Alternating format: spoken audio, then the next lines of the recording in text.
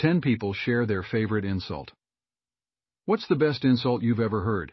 From clever wordplay to searing burns, we asked people to share their favorite quips that left them in stitches or left the room in stunned silence. Here are their top picks.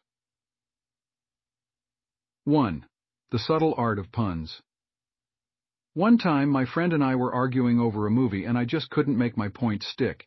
Out of nowhere, he looked at me and said, "You have the intelligence of a bag of rocks, but not even the shiny ones." I couldn't even be mad.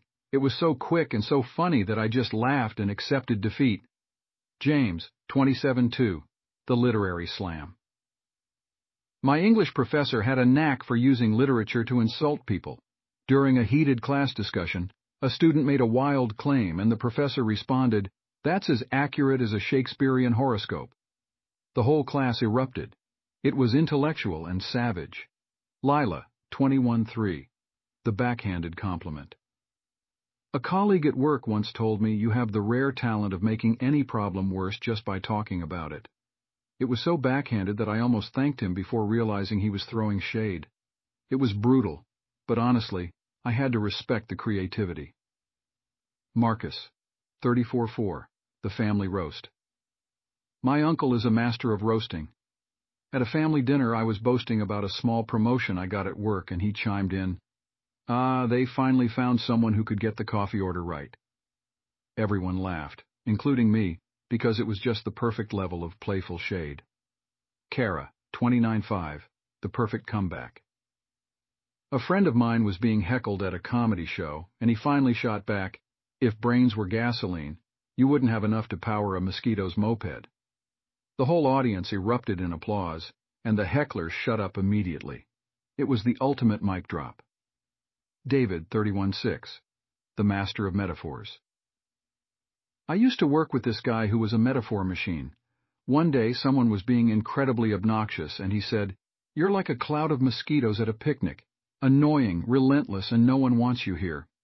It was so visual that I couldn't stop laughing. Laura, 25-7, The Shakespearean Slap. During a heated discussion in a college Shakespeare class, one student who was usually quiet suddenly quipped, "Thou art as tedious as a twice-told tale." The room went silent, and then everyone burst into laughter. It was perfectly timed and incredibly clever. Rachel, 22-8, The Technological Burn. My younger cousin, who's a tech wizard, once said to me, "Your knowledge of computers is like using a toaster to send emails. Completely pointless and likely to catch fire." I couldn't argue with that one.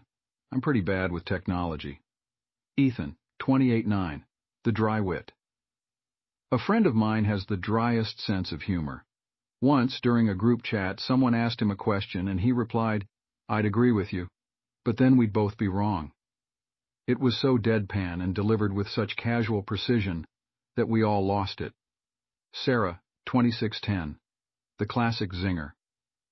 During a meeting, someone was droning on, and my boss finally said, "You have a gift for speaking without saying anything." The room fell silent, and then everyone burst into laughter. It was the classic zinger that just hit the nail on the head.